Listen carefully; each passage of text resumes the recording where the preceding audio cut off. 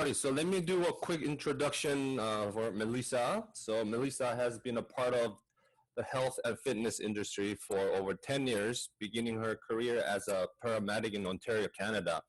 After years of caring for patients affected with chronic disease due to poor nutrition and lifestyle choices, she shifted her focus to preventive health care. Melissa is a sport nutritionist and has expanded her knowledge-based learning from Charles Poliquin and leaders in functional medicine. Currently, Melissa works with strength and conditioning coaches around the world, providing continuing education, protocols, and support. She is the business development executive of Sport Nutrition with Design for Health, owns a successful private practice, and is an instructor at Canadian School of Natural Nutrition. Okay, Melissa, it's all yours. Thanks, Brian. Hello, everyone. And thanks for making some time on a beautiful Saturday. I really appreciate all of your time. And like Brian had mentioned and the team, I am really looking forward to some conversation today. I had a lot of questions come in from your coaches that you have had some curiosity on, and I will be addressing all of those at the end of the presentation. But I really encourage conversation. So be sure, once I share my screen, I won't be able to see the chat box, but be sure to interact and we'll make some time to get around to everyone's questions. So I do really want to make sure that we have enough time for all of this. I'm going to just go ahead and share my screen quickly here and we will get started. I joke, if you heard even the beginnings of my biography, you'll know that technology is not my strong suit. I know how to lift weights and drive vehicles really quickly. So let's just keep our fingers crossed and make sure that everything goes well. So I have the pleasure of working with Designs for Health, and that also gives me the opportunity to meet amazing coaches like your team here. These three gentlemen are absolute leaders in the industry when it comes to continuing education and making sure that they continue to expand their toolbox to help you guys and get you guys better results. And nutrition and supplementation is a huge piece here. So I want to touch on some really important parts of a supplement and nutrition plan today. So the reason that we work with coaches like your team and why coaches work with us is we are a professional brand. So we only source the highest quality ingredients and we put a lot of research behind our products. There's a lot of different products and different varying qualities on the market today, and that's unfortunate because a lot of what we buy is not of very good quality, and it's important that we put our money towards products that are going to actually help to optimize our health. So something with Designs for Health, and if any of you use our products, you'll already know this, that we are gluten-free, soy-free, we use natural sweeteners, we're non-GMO, and we will not use any artificial flavors, colors, or sweeteners in our products. And underneath here, typically we do work exclusively with doctors, to be honest. The reason we work with your coaches is, like I said, they've gone ahead and educated themselves to a higher level than the average personal trainer. So that's why we work with them, and that's why I'm here today. So when it comes to a supplement regimen, maybe some of the products that you see here are things that you're already taking. And these 5 areas, they really cover what we consider the foundation of health. And, I'm not going to spend too much time getting into it, but unfortunately, we've known this for quite a few years now. So since 2012, Health Canada issued a research paper stating that our soil quality is so poor that we are not getting the nutrients that we need from the foods that we eat. And this includes eating organic. This includes choosing grass-fed meats and the highest quality food that you can purchase. Those are all really good decisions. But unfortunately, our soil quality is so lacking that multivitamins, vitamin D, digestive support, essential fatty acids, because we actually need to consume these through food, that's why they're called essential, and whole food powders are really necessary to make sure that we can optimize our health and well-being. So I'm going to focus on just 2 sections here. We're going to talk digestion and stress. And then some of your questions also have digestion, stress, and also gut support as a theme. So I'll address all of those categories. But please, I mean, if there's something that you didn't hear here that you have a question regarding, then definitely bring that up at the end of the presentation. So when it comes to digestion, why is this important?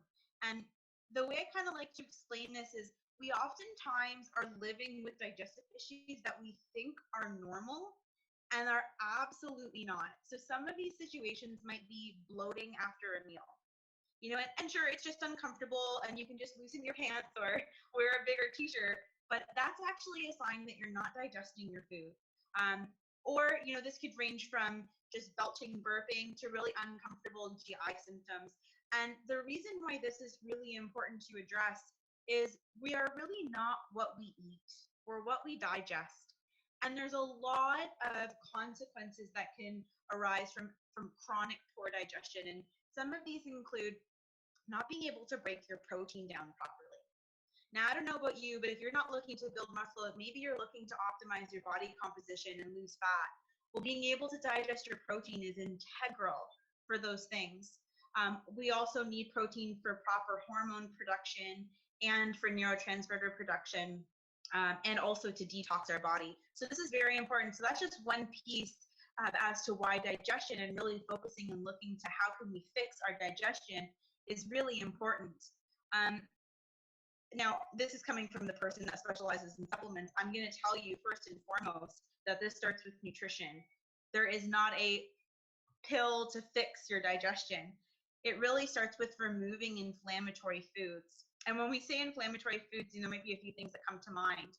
But I'm really talking about the big three, and this might be different according to, there might be more foods according to you as an individual, but gluten, dairy, and sugar are three hugely inflammatory foods that if we can at least start to address those foods, we can see a really big difference. And I know that, maybe this is something that your coaches have chatted with you about. And if you need help with this, they are a phenomenal resource that you can go to say, okay, well, how can I, swap out this food for a food that is gluten-free, dairy-free, and sweetened naturally. Once we've removed those inflammatory foods and addressed food allergens, we really want to practice mindful eating. And you can just kind of mentally note this in your head and tell me the times that you have eaten sitting down, not distracted. So your phone wasn't by you, you weren't checking emails, you weren't scrolling through Instagram. We turned the television off. We chewed our food about 20 times each time that we put some food into our mouth. We kept drinking fluids outside of the eating window, so we weren't drinking with our meal. So if you put up a little hand in your mind as to how many times you've done those things, who still has the hand up? Okay, I know I don't. Sometimes for me, when I'm eating, it's the only time to catch up on some messages and be on my phone, and I'm very much guilty of it myself. So practicing mindful eating is definitely part of the solution, but in today's really busy world, it's difficult for us to do that. Those are a few of those recommendations that I was mentioning there. Sit, breathe, remove distractions, and avoid drinking during meals. Of course, chew. You can use some foods to stimulate digestion, and some of these include bitter greens. So this is as simple as starting your meal off with a salad, right? Using something like kale, radicchio, endive, dandelion greens, and then adding some ACV's apple cider vinegar, adding some of that on top of your salad. That's a great way to stimulate digestion. But at the end of the day, really, once we've practiced all those things, there is really important support with our digestion, and that's using a protein, fat, and carbohydrate digestive enzyme. So before I get to that slide there, remember that supplement actually is last on the list. So this supplement here is a phenomenal support, especially if you're eating in restaurants where maybe there might be some gluten or dairy, you're not 100% sure. This enzyme is actually going to help you digest those foods so that they don't cause any negative effects in your body. However, we do really need to focus on those first steps first. So addressing inflammatory foods, do practice mindful eating, and use some foods to stimulate your digestion, especially when we're eating in restaurants, when we're eating meals prepared by someone other than ourselves. supplementing with some digestive support is the best way to help that system. Now, if you're having some gut issues, we need to consider that our digestive system is actually part one of fixing gut issues. So very, very important, just really supporting digestion there. Melissa? Yeah. I Hi. just because you can't see the message, I'm just telling you. Your mic is kind of off sometimes. Is there any earphones that you can provide it, or I don't think there is a Wi-Fi connections, but it's more just the mic. If I speak up, is that better? No, there's just a little bit of feedback. I think that's what he's trying to say. Yeah. Oh, gotcha. Okay. I don't have my Bluetooth headphones here. Will you guys let me know if that continues? Are we still experiencing this right now? Right now it's fine. Okay. Okay. Let's resume then. Let me know. You're too excited to come close to your computer mic, so you can have a little gap between you and computer. So now clear. So let's keep talking. Amazing. Okay, let's keep our finger. I told you, technology doesn't like me. So, who experiences stress sometimes? I feel like unless we're living on a desert island, this is probably us to some extent. And the interesting part about stress is that whether our stress comes from a fight with our partner or being stuck in traffic or having an injury or a sickness or an illness, your body responds to stress the exact same way to any stressor. So that's really interesting, but that's also difficult for us because, again, in today's day and age, we have a lot more to be stressful about than we did perhaps many years ago. So I thought that this chart was really interesting. And I wanted to talk, just like we discussed some common symptoms of poor digestive function, I wanted to show some examples of what you might be experiencing if your body is under stress. Because maybe you're sitting there thinking, I really don't have, much to be stressed about. I love my job. My family is very supportive. I've got great friends, and perhaps the perceived stress isn't really there. But then, well, wait a minute, I do have high blood pressure, and I do find that, if I'm storing fat or if I gain body fat, I'm gaining it around my abdomen, around my midsection. And yeah, I definitely crave sweet and salt foods. These are signs that your body is under stress. So I have this chart up here, and I thought this was a really great way to look at your day-to-day and see, are you experiencing stress and maybe you don't even know it? So when it comes to helping with stress or helping your body adapt to stress, the best thing that we can do is to start our focus on sleep. And the reason that this is very important is while we sleep, our body is able to reset. And the glands that produce our stress hormones, they're called our adrenal glands, are able to recoup. Now, there are many nutrients to help with sleep. But one thing I'm going to kind of quickly move past the slide, and the reason I'm going to do that is because when it comes to sleep disturbances, it's never you're a bad sleeper. It's always a root cause. So you might not be sleeping properly due to a hormonal imbalance. This could include an imbalance with cortisol, your stress hormone, or serotonin, your relaxing neurotransmitter. This could be a blood sugar issue, especially if you find that you are waking up very consecutively around 1 to 3 o'clock in the morning. Very, very characteristic of a blood sugar issue, and then your body wakes you up actually as a protective mechanism. Of course, this could be stress. I mean, we're talking about stress. That's why I put that in here. poor detoxification, or maybe your environment is not very conducive to sleep.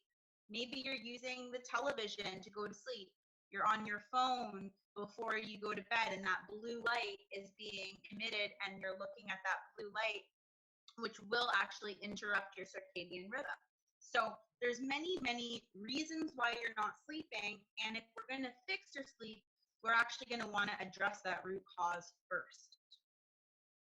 So for those of you who want to start to be a better sleeper, start to help to handle stress better, I've given you some recommendations, and you can actually, take a screenshot if you want with your phone.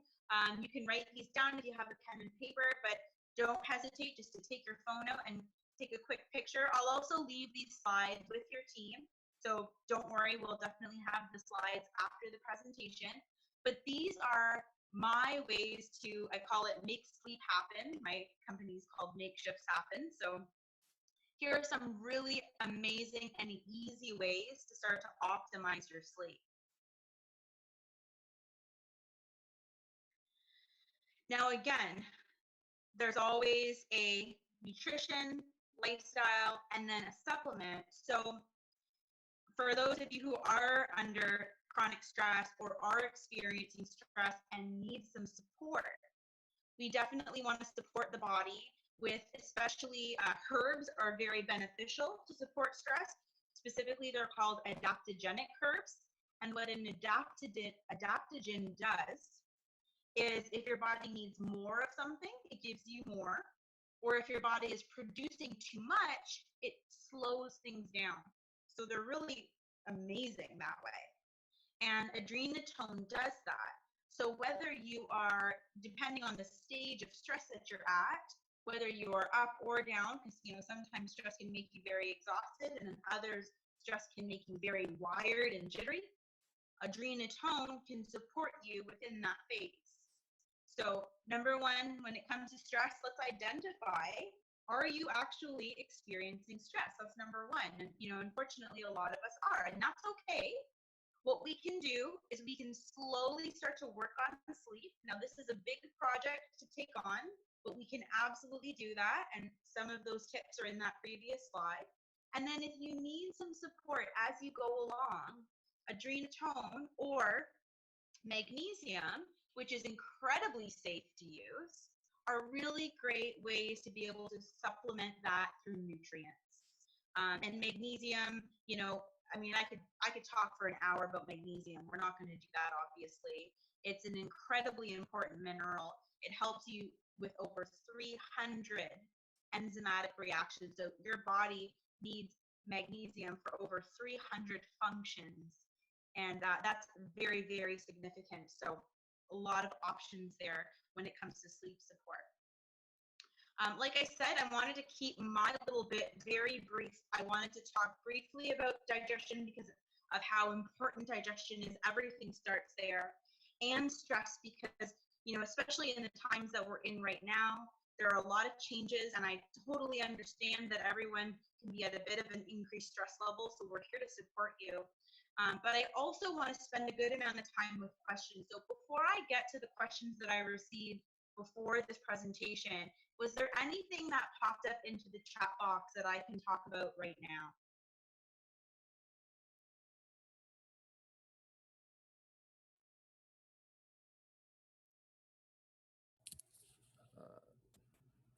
I guess no one has questions so far. Okay. That means I did a good job, right? Yeah. Okay, let's get into the questions. Can we ask So, questions now? I'm sorry, didn't mean oh, to. hi. Hey, this is Ashish. Hi there. Just had a couple of quick questions. So I've learned recently that animal protein takes a long time to fully digest in your body. Uh, uh, hmm, I guess like 48 to 72 hours for it to actually like fully digest in your body. So how frequently do you recommend that we consume animal protein versus other sources of protein? That's a great question. And we do have a lot of questions on plant-based nutrition. So I really love that you brought that up. Thank you. When it comes to protein digestion, this is all going to depend on how much HCl or stomach acid you have. So if you use a product that has HCl, an example would be the digestive enzyme that I showed. You can help your body digest that protein more effectively. Now, it's very important, protein digestion in the stomach is usually up to 8 hours in an optimal scenario. I do recommend, and obviously this is going to be dependent on your ethical or perhaps religious views for consuming animal protein, but I do recommend animal protein be consumed with each meal. And I do want to make sure that I give you guys the full context there. When I'm talking about animal protein, I am talking about high quality grass-fed meats, free-range chicken, wild caught fish or seafood. And you can also, of course, use a really good quality protein powder to be able to get these needs. And the reason that I put such an emphasis, there are many reasons why I put such an emphasis on protein. First and foremost, your liver cannot properly detoxify any toxin in the body if you do not consume protein within regular intervals and if you stop that for 48 hours, your body cannot properly detoxify. Your liver does not have that ability. So that's number one. We need it for detoxification.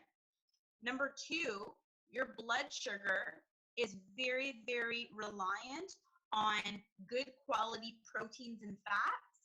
If not, we're eating a lot of carbohydrate, and that is going to be very, very tough on your body's blood sugar. So it's going to make your blood sugar go up and down like a roller coaster. And this is where we see things like type 2 diabetes and very difficult fat loss. Does that answer the question? Yes, it does. Thank you. Thanks for asking. So we'll get into some other plant-based questions as we go. The first question that I want to go over is, if I have a slow metabolism, what do I do for fat loss? And this question was specific to how would I distribute my macronutrients? So for those of you that are looking at this like, what the heck does this mean?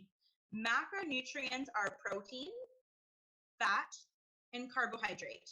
So you have macronutrients and then you have micronutrients. And micronutrients are minerals and vitamins. So both of these are very important for fat loss. Straight off the bat, it is a bit of a myth that you have a slow metabolism.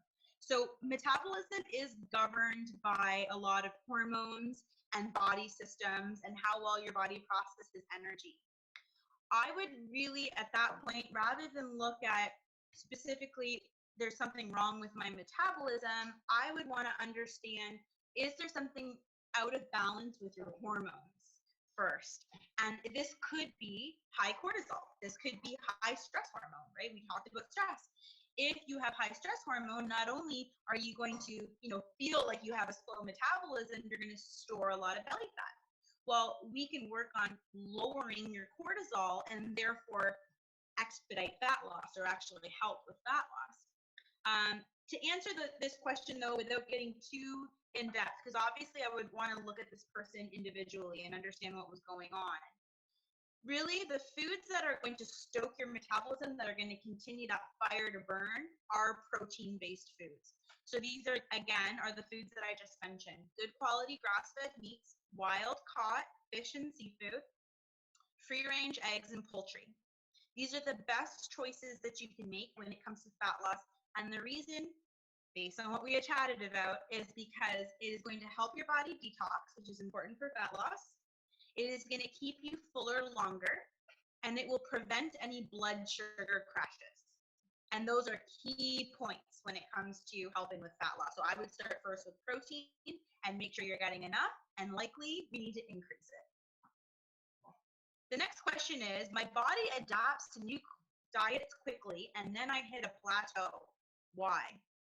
And, I definitely have been there years ago before I started on this journey. I think I tried every new diet imaginable, high fat, low fat, vegan, raw, did it all. And the answer to fad diets or different diets is that every single diet works. And maybe you're surprised to hear that. But what I mean is that, especially let's take low carb. If you remove carbohydrates, you will lose weight. If you remove fats and you eat a fat-free diet, you will lose weight. The question is that healthy for your body? And is that going to continue to sustain fat loss? And that answer is no. So if you are hitting a plateau, my recommendation is to work on the foundations. And you can do that with your coaches. You can do that by working with a nutritionist and someone that can look at your individual needs.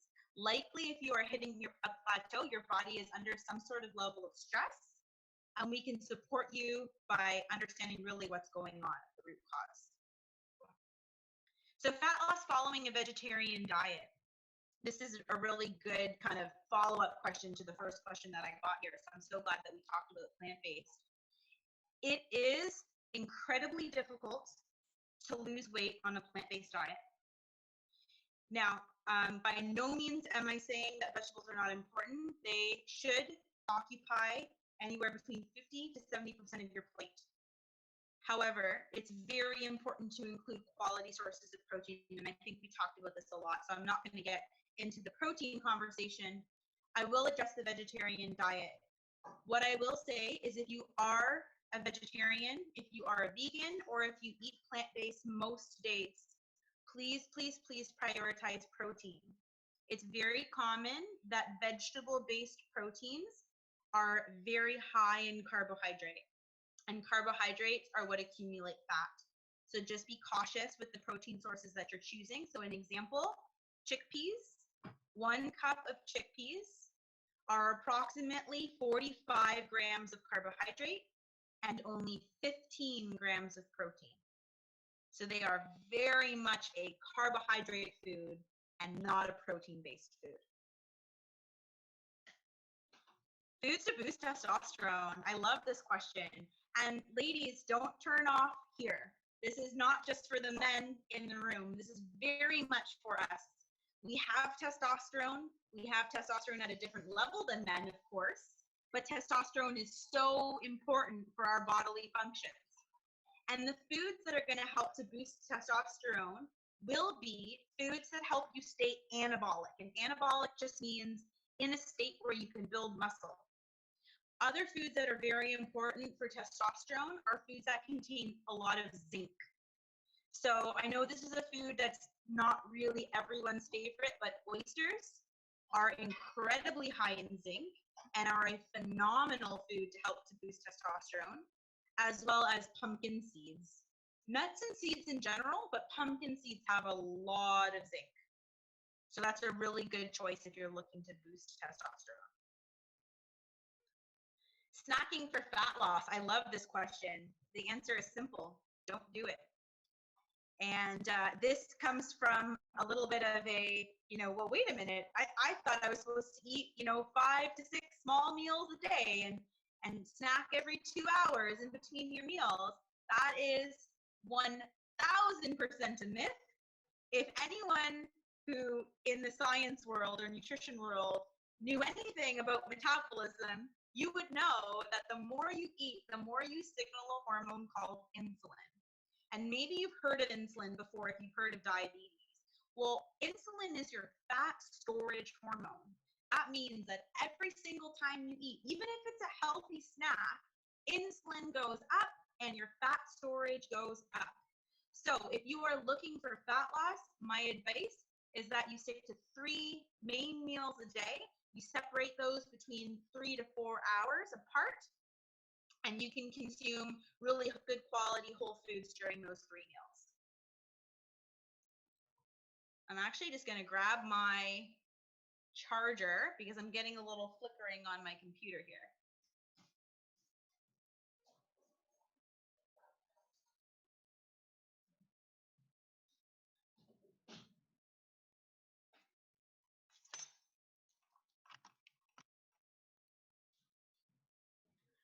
All right, we're back. So Aya is intermittent fasting. Has anyone tried intermittent fasting or been recommended, or maybe had a friend that tried it? I see a couple of nods there. Yeah. And there's a couple of different ways to do it, right? So you've probably heard, well, I stop eating at this time, or some people say, well, I skip breakfast and then I have, my first meal at noon at 12. And there's many different ways to intermittent fast for fat loss. I will say that I do find that women and men tolerate intermittent fasting very differently. Ladies, unfortunately, men have it a lot easier than us, right? We have a lot of a different hormone structure than men do. So we actually have to be very careful when we're intermittent fasting, and we have to actually make sure that we don't fast too much, because too much of a good thing for us can actually make us store fat. So be very, very cautious. Men, most men tolerate this incredibly well. I am a big fan of intermittent fasting. I will say that I individualize that for each person that I work with. For instance, I'll just give you an example. I actually stopped eating at 5 p.m. I used to eat up until 9 p.m. and then not eat breakfast in the morning, and that was not good for my body. I found a time that worked best for me. Now I'm still able to fast for 14 hours, sometimes 16, and I do that pretty much most of the week. And then on weekends, I let myself have a break. So what I will say is, if you do want to practice intermittent fasting for fat loss, please do that with a coach so that you can check your measurements before you start fasting and be sure that the fasting is right for your body. How to support your diet on vacations with medical health concerns, or let's just throw in self-isolation due to COVID, right? How's everyone's diet been since we've been stuck in our homes? Oh boy, that's a good face there. There's a few, I've seen a little bit of this, I'm seeing a little bit of this, right? And that's okay. It's okay. The first thing I think that's really important when it comes to nutrition is, listen, we might fall off the tracks, but what's important is that we recognize that and then we just get back on. That's it. And it is very difficult, in these times, especially when we're stressed. It's very difficult. So my rule of thumb really is, most times on vacation, and I see this time and time again, a client will come to me and say, I'm going on vacation and I'm worried I'm going to gain weight. And they come back and we do their measurements and they're actually leaner than when they left. And they're like, what? I ate everything that I wanted. I had some wine with dinner. How is this possible? And it really goes back to hormones. When you're on vacation, you're relaxing. You're probably sleeping better. You're laying in the sun. Your stress hormones are a lot lower. And you can, I'm going to use this term loosely, but get away with perhaps some foods that aren't a part of your eating paradigm. So one thing I really want to say is that, stress and hormones are far more important to manage than what you're eating on a week of vacation. However, I do really recommend that clients who are going away, especially because this typically means you're eating a lot of meals in restaurants, use digestive enzymes to help just to support digestion. I don't want clients spending too much time worrying about their supplements and what they should be taking. You should be enjoying yourself. Make sure that you stay active, walk around a lot. You're going to probably get better sleep. But as a bare minimum, I would definitely make sure that you go with some digestive enzymes. Because, I don't know about you guys, but when I go to Italy, I'm not saying no to pizza. So I'm definitely eating gluten. I'm definitely eating dairy, right? So I'm going to make sure that I take my digestive support so that I'm not feeling kind of crappy afterwards. Gut issues after antibiotic use. So there's a lot of questions that came in about gut health, and this is so important.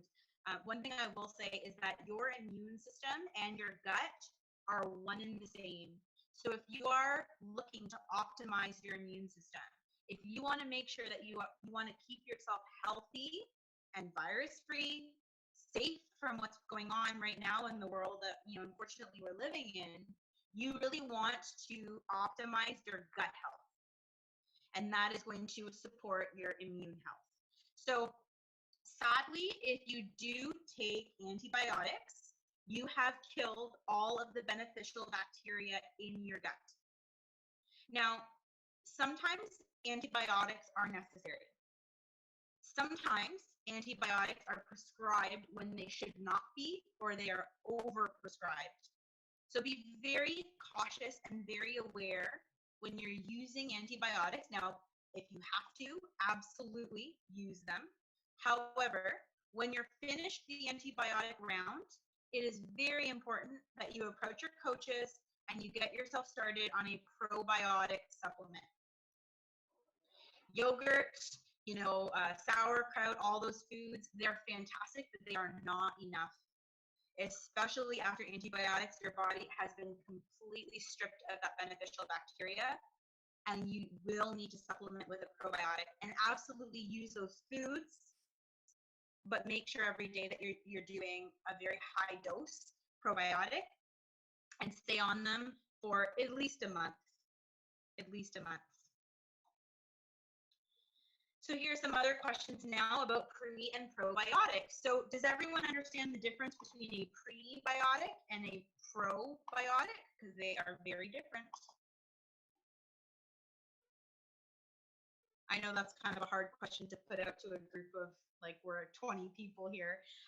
There is a little bit of confusion sometimes on that. So I'll give you a really easy way to remember.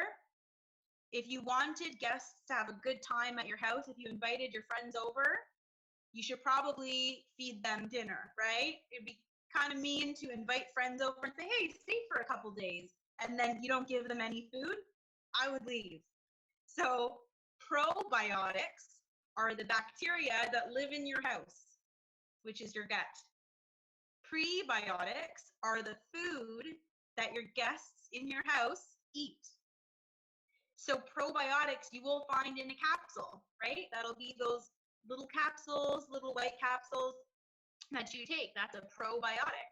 A prebiotic would be something like raw asparagus, onions, garlic, Jerusalem artichokes.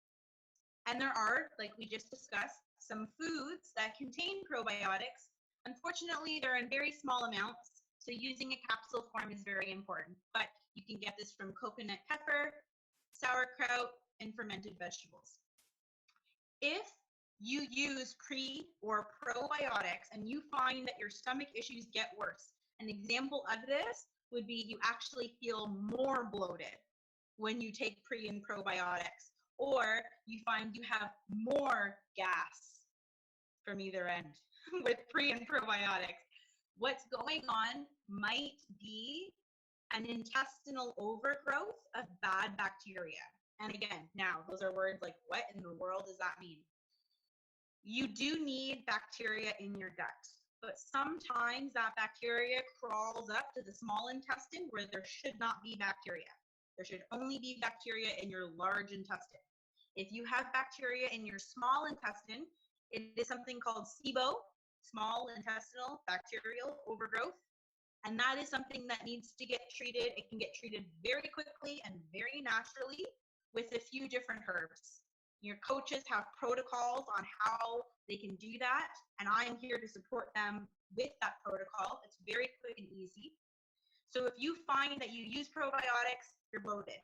You drink, a small amount of water, you're bloated. You wake up in the morning, you're bloated. There might be some stuff going on, and it might be the right time for you to start on a gut protocol. And you can chat with your team on how to do that safely. Now, here's again, this kind of question was already just answered, but I will go over it again. Dysbiosis means bad bacteria really high, beneficial bacteria not so much. So that's a dysbiotic gut. Or imbalanced gut bacteria. Now, this can happen because of stress. This can happen from poor food choices, from antibiotic use. This can even happen actually from drinking unfiltered water. This is a huge reason why we need to filter the chlorine and fluoride out of our water, because it kills that good gut bacteria. So if you find that you are in a scenario where you're experiencing some digestive issues or some gut issues, and this might even mean, constipation or the opposite, or bad cramping in your abdomen, there's a lot going on when it comes to the gut, and the importance of really looking at your gut health, again, like we mentioned, is really your immune health and your gut health are one and the same. So we can support the gut and make your gut healed and sealed, and therefore help to prevent any infection, bacteria, illness, because your immune system, about 90% of it, is in your gut. I like this question. Creatine use over 50. Absolutely. First of all, isn't 50 the new 30? Secondly, I gotta laugh there. Yeah, James and Polly like that one. You guys, 100% it is. It's not 40 anymore. Creatine use over 50. So what I want to say about creatine is 100% safe. It is the most researched sports supplement ever. And it kind of only gets put in that box as a sports supplement only. And what people don't realize is that creatine can help to support improved body composition. So more muscle, less fat. Creatine can help with energy production. You have these little tiny things in your cells called mitochondria. They produce all the energy in your body. And creatine is necessary for those little guys to make energy. So if you're feeling sluggish, tired, creatine. Are you getting to the point where you're like forgetting things kind of? There's maybe some cognitive decline or memory issues. They are supporting people with Parkinson's, Alzheimer's, and dementia with creatine. So what I will say is, the myth that creatine is going to make you big and bulky or help you'll retain water is a little bit of a misnomer. And it is not just a sports supplement. It is absolutely a supplement that is necessary for great health, great brain function, and energy production. Suggestions for food and supplements when waking during the night. So I did mention that if you're waking up between 1 and 3 a.m., you're likely experiencing a blood sugar crash, and that is shooting your cortisol up and waking your body up. If you are waking during the night, before bed, I would recommend that you have a snack that has good, healthy fats. And the reason that I would suggest this is fats and protein keep your blood sugar nice and stable. So if it is a blood sugar issue that's waking you up, I would recommend that you do fats. Remember that pumpkin seeds were great for testosterone boosting. They're high in zinc. Zinc is a great sleep supplement as well. It's also amazing for your immune system. So a great example of a snack before bed would be maybe some pumpkin seeds and a really good source of protein. Or I usually do like a chia seed pudding, something like that, right? It's sweet, it's nice before bed. And suggestions for food to boost digestion. So we definitely discussed this. That's why I put some asterisks there. We talked about those foods. So we have foods that can stimulate digestion, bitter greens. We know the foods that impair digestion, gluten, dairy, sugar. And we know how we can support digestion through nutrients. And the easiest way to do that is use a digestive enzyme. Here's the end. Okay, I'm going to leave it there because that's our question slide. Based on everything that I just answered and maybe some questions that might have come up while I was chatting, does anyone have anything to share or any questions that they want to have answered right now? So Melissa, if you open up the chat box, there are a few questions. All right. So if you can answer those questions, that'll be appreciated. Absolutely.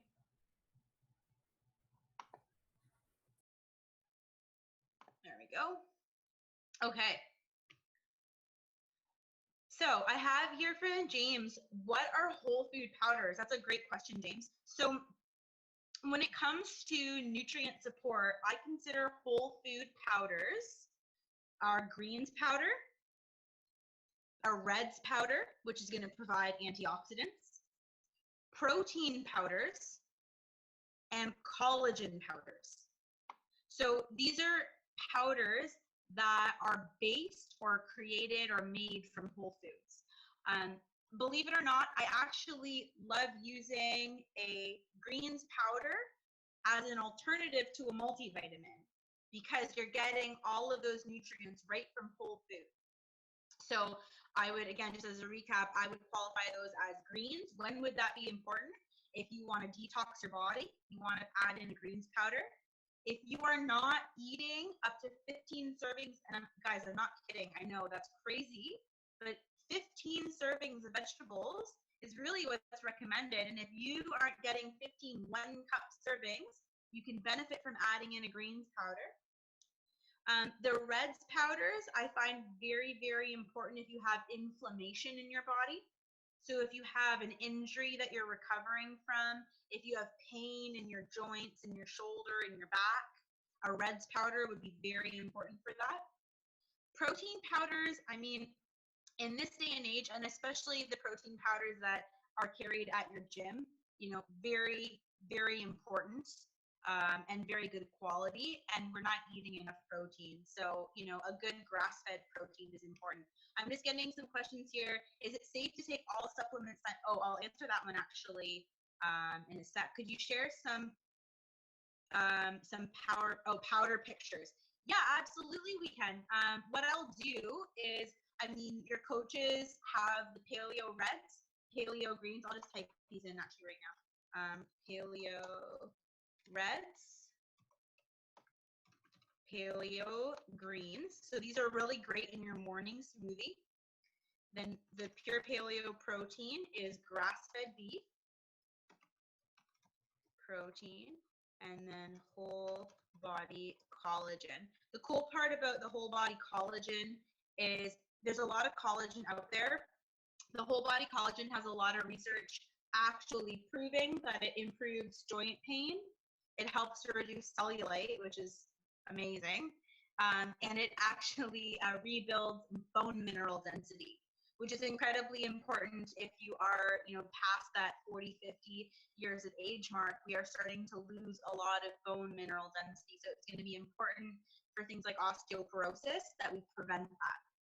So those are some examples, and we can get you some photos. Great question, James. The next question is, does magnesium have a negative effect?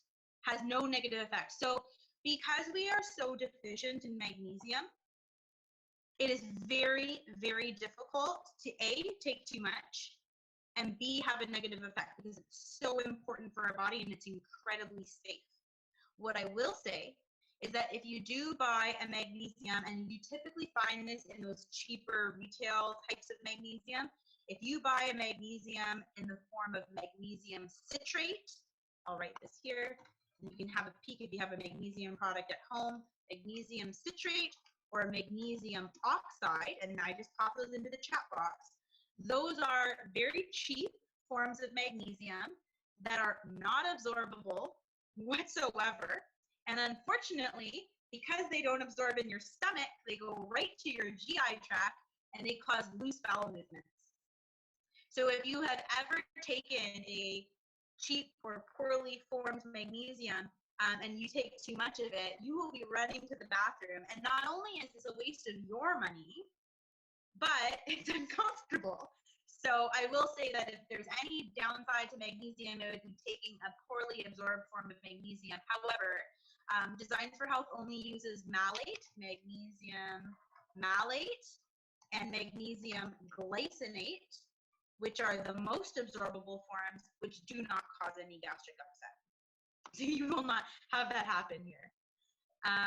Question, what are your thoughts on cheat days, especially when you hit a plateau during a fat loss phase? So two things here. Number one, I absolutely love the idea of giving your body some metabolic rest. That's exactly why on the weekends, you know, sometimes I go off my diet plan, but I don't call it a cheat because I don't feel like, again, a lot of when it comes to nutrition and food has to do with the mental, emotional, mindset part of it. I don't consider it a cheat. I call it a refeed day. And what I will say is, if you are eating foods that are inflammatory foods, we definitely want to avoid those, regardless of whether it's a refeed day or a day of regular eating. But just be sure to take some digestive support, because the worst thing in the world is you've been so good all week, you feel so amazing, you stuck with your meal plan, and then you eat a pizza and you're so uncomfortable all day long and it ruins your weekend. So I think it's very important with the fat loss phase to make sure, and for your mindset for your meal plan, to make sure that you give yourself some leeway, and just be sure that you choose the appropriate foods for that. Ellie says, do you recommend ubiquinol supplement? So ubiquinol, for those of you that are not sure what that is CoQ10. So CoQ10 is a very potent antioxidant in your body. It's also incredibly important for energy production. Those little cells, those little mitochondria that I was talking about, they also need CoQ10. I think that ubiquinol is incredibly important in populations who are on, if you are on a blood pressure medication, that medication is depleting your body entirely of CoQ10. You must support with CoQ10. Your doctor might not have told you that. That's very unfortunate. It's probably because doctors don't get any education on nutrition. So if you're on an antihypertensive, is what they would be called, you will require a ubiquinol supplement.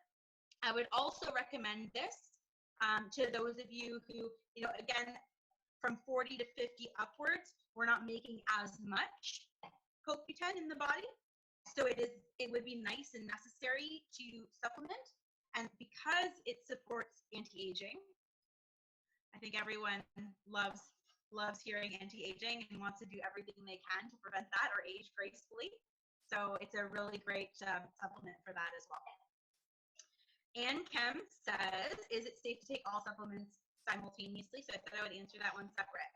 If you are taking prescription medication with supplements, please be sure to check the contraindications. That means that there might be a reason why you shouldn't take a certain nutrient with a medication. If you are talking about just supplements in general, absolutely they are safe to take. What I would say is that you want to try and separate them as much as you can and have them with meals, because that's going to help with digestion. Joy says, besides collagen, what do I suggest for bones, strong bones and strong teeth? That's an amazing question. And bone in general, we have been told for many years that calcium is what helps bone. So we're drink your milk because it's a good source of calcium. Again, not so true. So here's what happens when you take calcium, but you don't have the ability to actually utilize the calcium.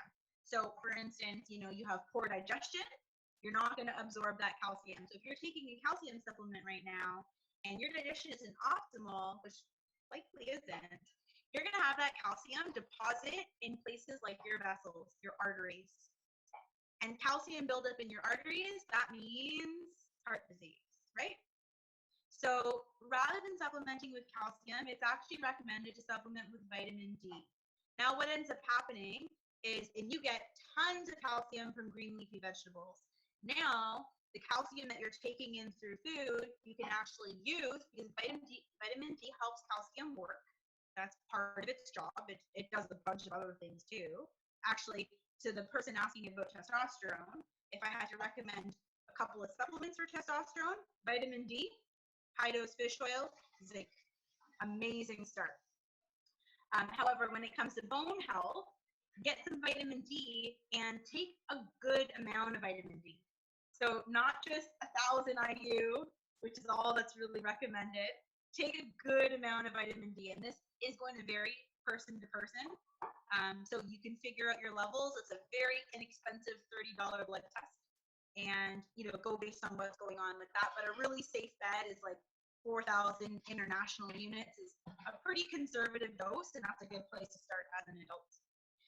Maggie is asking, what is good nutrients for osteoporosis? Number one, Maggie, weight train.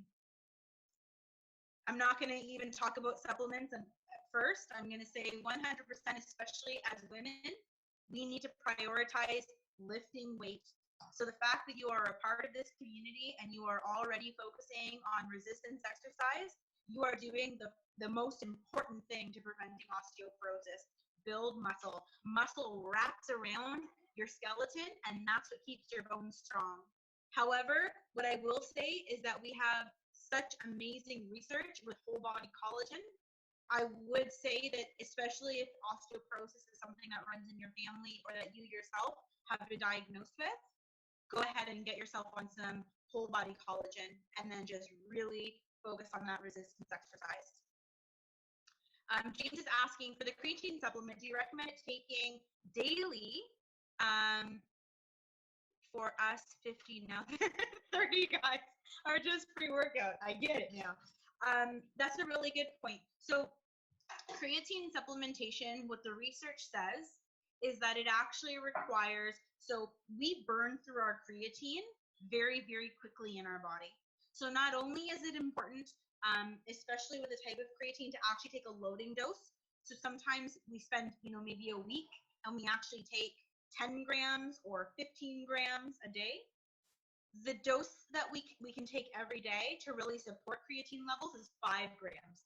So 5 grams daily creatine. And then consider a loading dose, and you would do that for 1 week. You can go 10 to 15 grams, so you would go 5 grams 3 times per day. And that's a really great way to start. So first week, go a little bit higher, get your stores up, and then for the remainder, and obviously because it will really help you in your workouts, take it before your workout, absolutely. And you can then continue from that. After that week loading dose, you can just continue with a simple 5 grams. You can put that in your water, or that you're drinking on the way to the gym, that kind of thing. Thank you, Anne. I appreciate it. It was great being able to chat. Anne was just letting us know she's gonna pop off. Max is asking, any supplements encourage healthier skin, such as eczema? So Max, eczema is a dairy intolerance. Do you consume any dairy? That means, whey protein. Yeah. Okay. So first and foremost, cut dairy. You don't tolerate it. Sorry. Neither do I. I get horrible acne when I have dairy, so I'm with you. Cheese, I know. Cheese is the best. But it isn't something that that you tolerate. So here's a couple of things I would say. Number one, eczema does mean it's a lactose or dairy intolerance. It could also be from the protein, which I think it probably is the protein for you. You are going to want to support your digestion with digestive enzymes. I would highly encourage you do a gut protocol. Your gut likely, so we have very thin lining in our gut. It's almost 1 cell thick. Your gut lining is open. And the reason that your body is reacting in this way with the eczema is that the milk proteins are going through your gut lining, and then what happens is your immune system reacts to it. And it can show up very differently for different people. So for some people, it's gut issues. For some people, it's skin issues. For you, it's skin issues. So number 1, remove the dairy. Number 2, work on your digestion. Number 3, when you're ready, start to focus on your gut and get that gut lining back together. Because then you might be able to tolerate small amounts of sheep's milk cheese or goat's milk cheese, like a feta, let's say, for instance. And you might have a little bit more leeway that way. But for right now, we need to just remove that food anywhere from 4 to 6 weeks and focus on those protocols. So remove dairy, digestion, fix gut. Yeah, you're welcome. Thanks, Amy. I appreciate it. Yeah, I know we're at that hour mark, so I want to respect everyone's time. If you do have questions, I am still here, so you can definitely continue to put them in the chat box. If you do need to get back to your weekend, 100% enjoy. And what I will do is you can follow me here if any of you have shifts happen. If any of you have Instagram, if you have questions and you wanted to ask me later or follow along, you can definitely keep in contact that way, stay connected.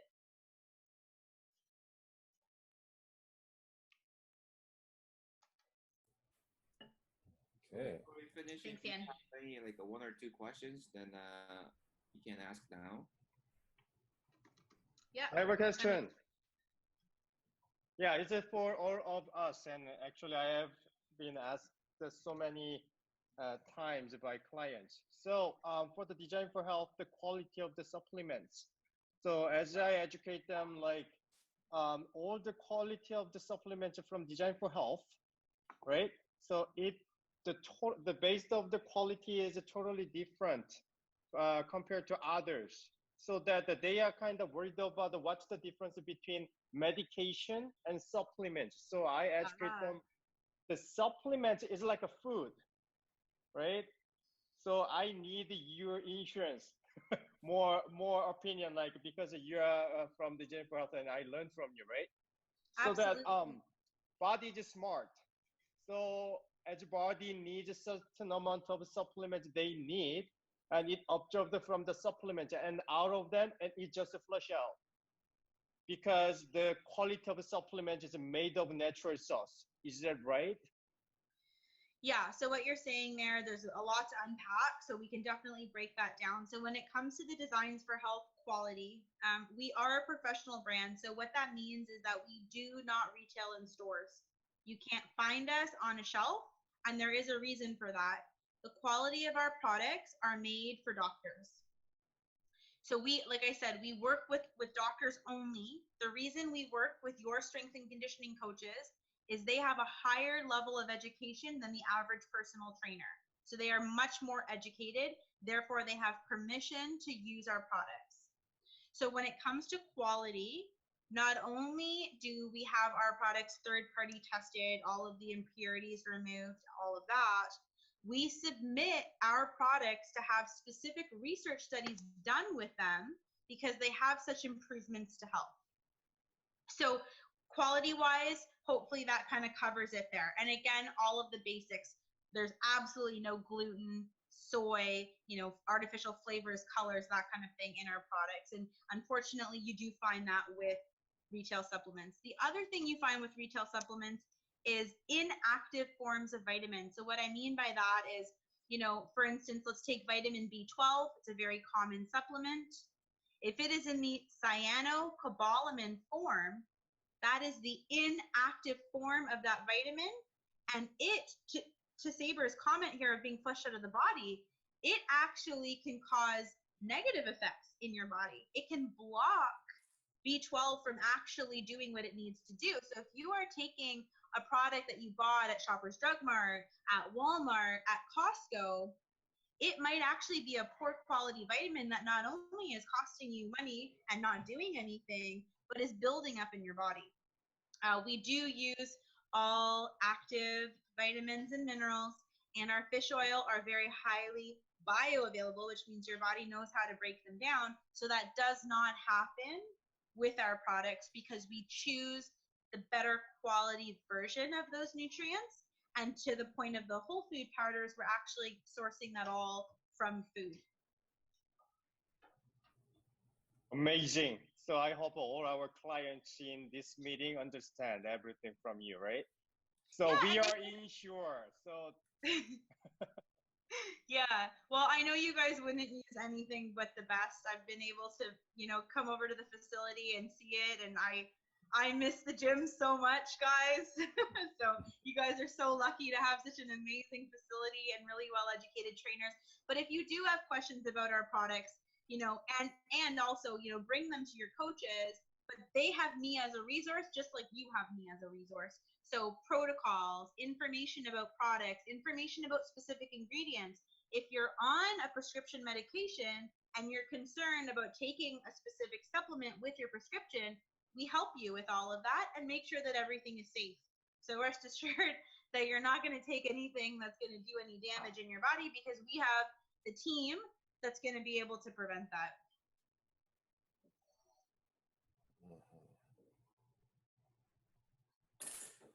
I knew there were some comments here in the chat. I'm just going to double check that we're all good. Okay, just some thank yous. I appreciate that, guys. That's really nice of you. Like I said, I really appreciate you guys sharing your time on a Saturday, especially a beautiful Saturday like this weekend. And let's keep the conversation going. My Instagram handle again is make_shifts_happen. That's the easiest way to get a hold of me. But of course, I work with your team on a regular basis. So you can definitely reach out to your coach, and your coach can reach out to me. Perfect. So if you guys don't have any other question, we're going to wrap it up here. Thanks for joining us. And then, yeah, I'll see you guys soon. Bye, everyone.